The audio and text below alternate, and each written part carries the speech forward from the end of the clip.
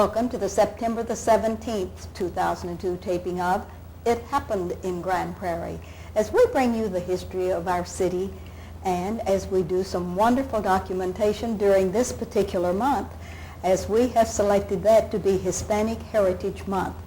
This is our history tape number 466, and we are really honored today. We have a very special young lady celebrating with us Hispanic Heritage Month, and that is Christina Gonzalez. And Christina, welcome to the set, my dear. Thank you for having me here. Yeah, we're so glad to have you with us because not only are you Hispanic, you are so involved in the community, in the business community, and in other things in our city. It's going to be fun to do this interview, isn't it? Yes, it is. Yes, it is. Well, with your permission then, if you would look out into your camera, we want to talk about the real Christina from the time she was born. And tell us a little bit about your early beginnings and name your parents, and including in that, if you would name your mother's maiden name, please. Yes, I was born to Domingo Cantu and to Felipa Rivera Cantu. And I was born in Lubbock, Texas, and I went to school there and graduated from Texas Tech. So I'm a full-time Lubbock girl. All right. Now, did you have brothers and sisters? Yes, I have 4 sisters. My oldest sister is Gloria Carrillo, and then I have a sister that teaches here at Lee Middle School, Maria Lara, and then my youngest sister lives in Corpus. So we have 3 of you all captive here in this territory, don't we? Yes. Oh, that is really wonderful. Now, when you were born in the Lubbock area, where'd you go to school? Starting with elementary. Yes, I went to school at R.E. Thomason, and then I went to Wilson Middle School, and then I graduated from Lubbock High School. All right, now let's go back to that elementary. Yes. And in that elementary, what did your parents do for a living? My mother was a nurse, and my father worked for the city of Lubbock. Oh, that is really great. Yes. So you didn't have to do anything, have chores to do like I did when I worked on, my parents had me out on the farm, and I had to do farm work and chores and things like that. You were raised in a city. Yes. And that was exciting, wasn't it? Very exciting. And going to this elementary school, did you have a favorite teacher or two that really did set your sights on being successful in? Miss Jackson, I had a teacher by the name of Miss Jones. She was my Spanish teacher. All right. And of course, I grew up in a time in our country when you were scolded or you were whipped if you spoke Spanish in school. I see. And Miss Jones would encourage us to speak Spanish. Yes. And to go ahead and learn about our heritage and be proud of who we are. Mm-hmm. And not only my parents, but this one teacher was a big mentor to me during my elementary school years. And that was Miss Jones, and you remember her till this day, don't you? Yes, I do. That's because great. She would always say you can do anything you want to if you give it your best. And that was the same philosophy that my parents had. And I think that between the two, this is where I have learned my values in life. Now, as a young person in elementary school, did you have a lot of friends? And who was your very best friend and why? Yes, I had a very good friend, and her name was Nancy. Uh-huh. And her parents owned one of the Mexican restaurants in town, and we were very close, and we went all through to grade school and high school, middle school, and high school together, and we're still friends today. And you still keep in touch? We still keep in touch. Oh, isn't that wonderful? She still lives in Lubbock and is raising her family there, and when I go home, we usually get together. Get to visit. Yes. All right, what was your favorite subject when you were in elementary? Had you already started developing a studying habit or anything? Well, reading and English have always been very important to me, and even to this day, I'm a reader. All right, and on to middle school. All right, let's get to middle school then. Favorite teachers, favorite subjects, and did you broaden your horizons, make more friends, or are you and Nancy still together? Well, Nancy and I were still best friends. I was very involved in my school, and in my middle school year, I was a majorette, believe it or not. I was the first Hispanic majorette in Lubbock, Texas. Oh, how great. What a title. And so that was a big honor for my family. And one of my favorite teachers was Miss Miller.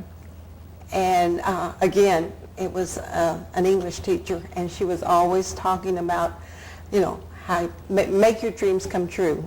It was a lot of what Gave you a vision. Gave me a vision. Okay. Yes. And of course your favorite subject is still English and Spanish and whatever. Yes. All right. But this being a majorette, how exciting was that to a young lady and getting to be the first? Oh. Yes, it was very exciting. You know, because like I say, we were always very involved in our community, even as children. My mother was very involved in the Lubbock community, and seeing that things were getting done for our people, and therefore we were always out there. So anything that we could do that was the first would really make my parents proud. Oh, yes. Oh, they wrote that down in the good book, didn't they? I think so. Yes. All right, and then on from middle school and into high school. Now we're making the big transition from the middle school to the big deal of the day. How about going into high school? In high school, I stayed very active also. I was in the band. I didn't make it to majorette in high school. All right, but in band, what did you play? I played the clarinet. Oh, Yes. okay. And being in the band, was this your first experience at playing a musical instrument? Yes. Well, I started in middle school. In middle school? Yes. And played on through high school. And in the marching band at the Yes, football and the- games and all of this? Very exciting times. Oh. Things that you'll never forget. Yes, I'm sure. Okay, and now let's get down to the favorite teachers, and we're getting that, narrowing it down now. You're going to be setting your sights on where you're going after high school. What did you think about? Well, again, it was an English teacher, Mr. Rogers. And again, you know, he would talk about the importance of reading and how you can lose yourself and go so many places. Yes. If you read. You know, you don't have to actually go there, but just by reading and staying up on history. I'm a real history buff because he was also a history teacher. Yes. And I love history. Okay. Did you make any more lasting friends, or is Nancy still the number one? Nancy's still a number one friend. She's still the number one friend. Yes. And okay, and graduating from Lubbock, that was a mark of distinction. Yes, it was. Oh, yes, it was. And then what happened? Who was the mentor that said, okay now, Christina, you're going to have to do more than go to this high school? What's happening? Well, of course, my parents. Yes. My mother was a dreamer, and her vision was that all of her daughters, all four of us, were going to go to school, and we were not just going to stop at high school. We had to complete college. Yes. She said she would not settle for anything less. She would work hard and see that you did it. And exactly what she did. And by the fact that she was 35 years old, Miss Jackson, when she went back to school, she only had an 8th grade education. Yes. And went back to school at age 35 and became a licensed vocational nurse. Isn't that great? So if you can see your mother do that, and of course when you're young you think 35 is old, which we know is not old. That is young. That's very young. But the fact that she did it and accomplished that and became one of the best nurses in Lubbock showed us that if our mother can go back to school, we can go back to school. What a mentor. Yes. Yes. And so that's what we did. That is exactly what you did. Okay. And what about going to school? Why did you decide to go to Texas Tech? Because it was in that magic town? Well, it was in the magic town, and of course everybody wants to be a Red Raider. Yes, yes. And Tech has a very good college. But before I went to Tech, I went and also became a LVN for a few years. Then I became an RN, and you know, through the 4-year program there. Yes. And then then I went back to Tech. Then you went back to Tech. Was it because your mom was involved in the nursing that you decided to go in that direction? Yes. Where did you study for your nursing career? Methodist Hospital there in Lubbock, Texas. In Lubbock, yes. And your favorite subject in nursing was? Anatomy and physiology. Oh, that's way past the point of no return, isn't it? And I still like that today. Oh, you do? Yes. And I was a nurse for 14 years. 14 years? 14 years. And then, you know, I was married for 15 years. And then once I got a divorce, I went back to school and became a social worker. Oh, and that just all fit into the pattern, didn't it? Yes, very nice. All right, now we have you as in a nursing career, but then you mentioned marriage, and were there children? I have 2 beautiful adopted children. My son was 3 days old when we adopted him, Yes. and my daughter was a month old when I And got you her. would name both of them, or we'd be in bad trouble. Yes, my son's name is Angel Ignacio Gonzalez, and my Yes. daughter is Cristina Elena Gonzalez. And where are they? My daughter is here. In fact, she's a teacher's aide at PAL, At Powell. and is going to school. She's, That's an exemplary school. yes, and she's wanting to become a teacher. She's studying right now. She's at Mountain View, and will be transferring over to University of Texas in the spring. All right, and your son? And my son is he's working in Lubbock. He's still in Lubbock. Still in the Lubbock area. He works for the Walmarts in Lubbock. Okay, and that is a up-and-coming and a majestic company, isn't Yes, it? uh-huh. All right, and you brought a picture along. Yes, I did. This is my best mentor of all. Of course, my father was too. Yes. But my mother is somebody I'd like to share with you. Like Yes. that. Who is my main mentor. She's 80 years old, Yes. and she is still very active in Lubbock. She owns 2 dress shops there in Lubbock. Yes. Still comes to market here in Dallas. Alone, Well, or she with has, a group? one of my aunts brings her. Okay. And like I said, she still continues to tell us that, you know, That you can succeed. that we can still set dreams and do things, and the importance of being active in our communities. What a wonderful mom. Yes, she is. Yes, yes, and do you still have your dad? No, my father died in '65. He was killed by a drunk driver. So, What a sad thing, and you're just going to work with Mad up a storm then. Yes. Mhm. Yes. Yes. Yes. Oh, that is so sad too. because people don't realize No. what drunk drivers do to our families. And what an impact that made on your family, and now made the mother the breadwinner of the family. Yes. Yes, I think that is just wonderful. What a majestic lady, and you all ought to fix a crown for her at least every year. She's Oh, wonderful. Yes. Now, in the nursing career, what sort of made you change your mind on the nursing career and decide to go back to school and do all of the other good things? Well, in growing up, I guess my mother, again, was a social worker too, because I used to work with Mexican migrant families Yes. at one time. And they owned businesses during the time that we were growing up also. And she was always doing things for people besides nursing. Yes. If they needed help in filling out papers, if they needed resources, she would find them. And I guess so not only the nursing, but the social worker is in me. That just rubbed off on you, didn't Yes, it did. It was a disease. you got that and have progressed on. And when you got out of Texas Tech, then what happened to you? Well, I worked for Children's Protective Service. Well, at first I worked for Battered Women's Shelter in Lubbock for 5 years, and then I worked for Children's Protective Service for 8 years, and then I moved here in '99. All right, now we have you to Grand Prairie in 1999. Yes. What really enticed you to come to Grand Prairie? You had a good job in Lubbock, you had a good career pattern and all of the good stuff? Well, the children are grown, and I just felt like I wanted to do something different. All right. And I have a sister here, Gloria Carrillo, that talked me into coming down and seeing. So Gloria is the one that's Gloria's responsible yes. for you. She's responsible for a lot of people going to work in a lot of different ways, isn't she? Yes, she is. Yes. And she just told me that they were looking for social workers in the school district, and would I like to come and try? And I did, and I got hired, and I'm And you very began pleased. doing what in the social realm there? Okay, I was hired as the connections coordinator. Now, that's a connections coordinator, and that means That I am a social worker working with the homeless children in the school district. the homeless Yes. children. Okay. You gave a wonderful program for our Seroptimus Club about the homeless children, and it really did put us on notice. We did not know that there were that many homeless children. Tell us about the homeless children program, when you began and what it is now. Okay. When I began, the program was being housed at Bonham Elementary, Yes. and the Connections program is paid through a government grant through the Stuart B. McKinney Vento program, and it is mandated legislation that all homeless children have a right to attend school, even though they don't have an address. Yes.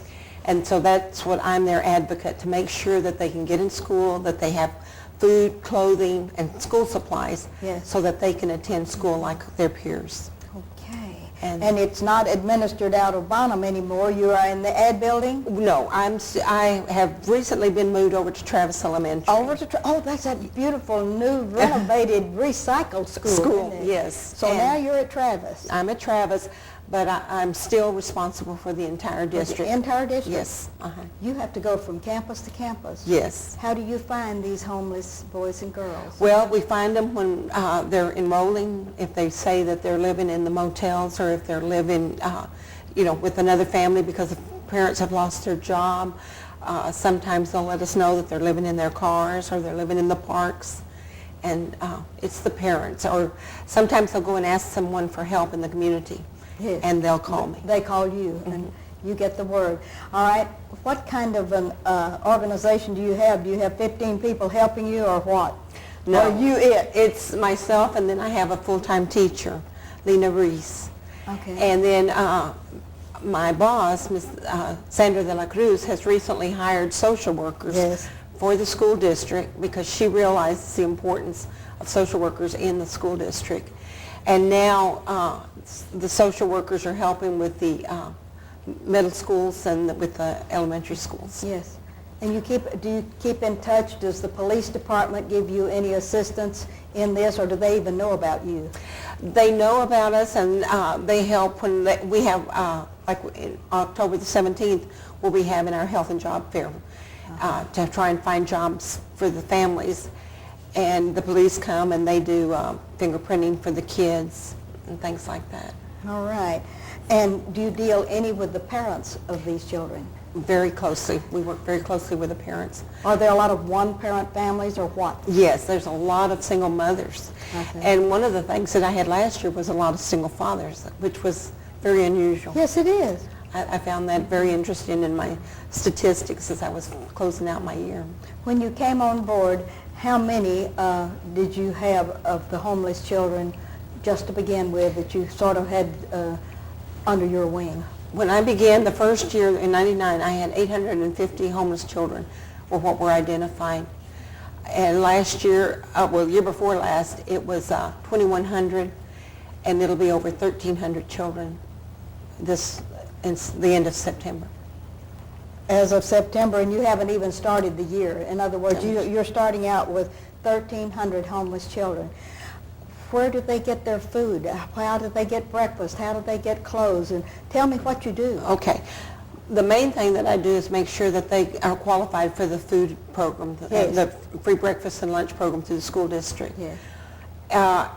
For when they're not in school, we send them to resources such as the Food and Clothing Co-op, Co-op, People That Care, and United Charities. United Charities, any of those resources Any of that those provide resources. food.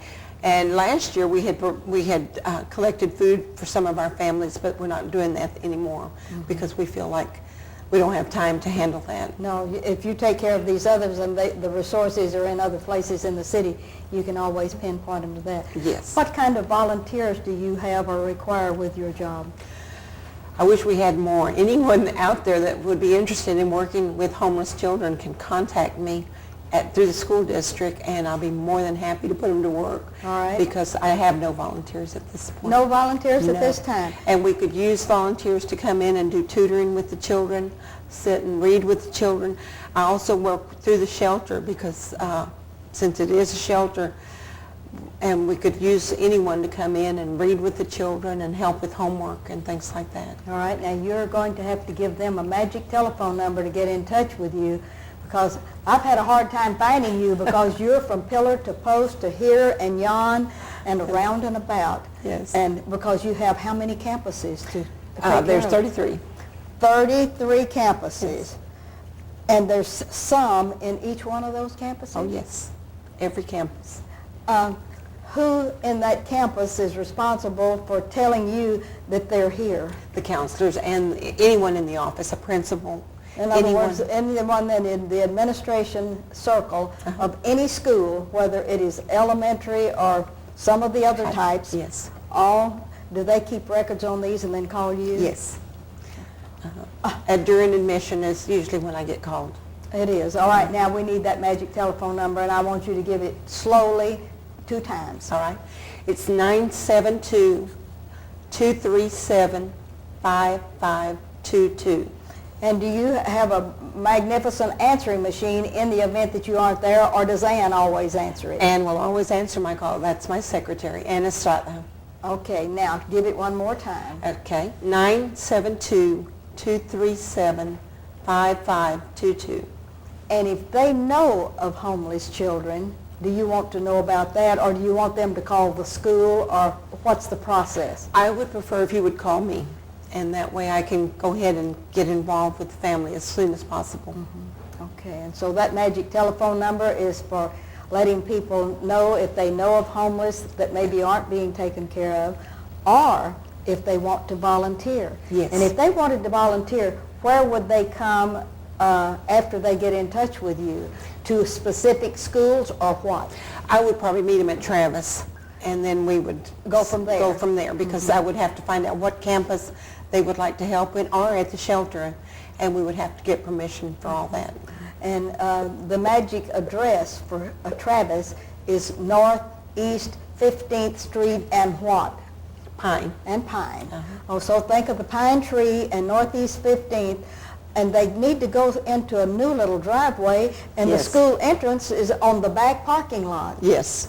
Yes, that was very exciting. I was at your school the other night for a very special Northeast neighborhood meeting, Oh. and I found my way into Travis for the first time. The other time when I came there, everything was locked up and I couldn't get in, and it was so exciting to find out that they are now the Lions. Yes. Yes, and that Jefferson used to own the Lions, but now that Jefferson has a new middle school, I wonder what they're going to be. They're going to have to find a new mascot, aren't Yes, they are. Yes, they are.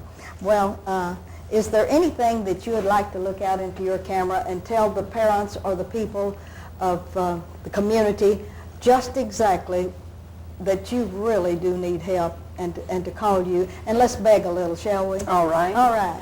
One of the things that our homeless children is school supplies. That is one of the things that we can never have enough of. And you know the importance of being able to do your homework and do your studies if you have the proper equipment to do your school work, such as having pencils, papers, crayons. And of course, sometimes some of our children have medical needs. We are in desperate need of deodorant, soap, toothpaste, anything like that that is hygiene that we can give the parents for families that are living in their cars or in the motels. We would desperately and be very appreciative. Oh, that is really wonderful. Also, we do have the resources of the Women's Club has kids in need of clothing that they Yes. work through the schools. Does that help you some? Oh, they are wonderful. We couldn't do it without them. And we've recently acquired a new angel, and that is People That Care. Yes. Okay. In fact, they're the ones, and MPS Wireless. If it had not been for them, we could not have started the school year with the supplies that we have for the number of children that we had starting school this year. Right. What are you going to do when you grow up?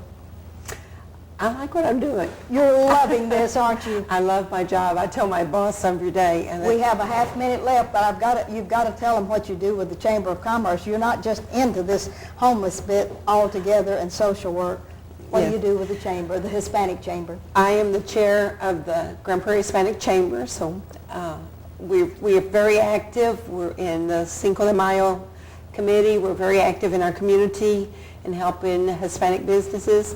And we'll be having a meeting on Wednesday night at the Alamo Restaurant on starting your own business if anyone is interested. And what's that magic day? It's tomorrow night on September the 18th. 18th. September the 18th. Well, they won't see they'll see it one time. It'll be almost too late to go to that meeting. But then when you're going to have your next one, let us know and we'll advertise for you. Do you have it every Wednesday night, once a month? We have once a month, yes, the third Wednesday of every month. Third Wednesday. Let's write that down. Yes. And y'all all take notice, the third Wednesday of every month is the Hispanic Chamber of Commerce meeting at the Alamo. At the Alamo Restaurant. All right, Yes. and they come and buy their own lunch? Yes, in fact, tomorrow night, Bank One is furnishing it because they are doing our program tomorrow night.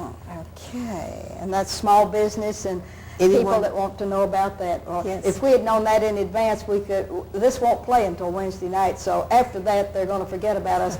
But we've already told them you're going to meet every third Wednesday night at the Alamo. Yes. Oh, I think that's wonderful. And you're being the chair. I just can't imagine Gloria Carrillo twisting your arm enough to see that you followed her in the chairs in that, because she was a magnificent chairman of that. Well, Yes. Grand Prairie is a wonderful community to live in. I'm so glad that I have come here, and the people are very receptive to an outsider. And I just thank everyone that has been so supportive, not only of the Connections program, but also of the Hispanic Chamber. Yes, but the fact that you're related to Gloria, you are no longer a stranger in this town, because she's paved the way for many people to come into this city and to take an active part in many different ways. And I really do want to thank you for sharing your life with us today, and for sharing your life with all of the homeless kids. Oh. And I know that some of the parents are really blessed because there's someone at the Grand Prairie ISD that had enough forethought to bring all of this into being and to get the grants and the whatever information is necessary to put on a program such as this. That is not an easy thing to do campaigning and fundraising for social work for someone that you don't know. You know, many of us will do great things for our families in need, for our great-grandchildren in need, or for other things like that. But to take someone not only off of the street, but out of their car, Yes. and sort of adopt them. So your Connections and your adoption program of people that are greatly in need, adopting to see that they get through the day or get through a school day.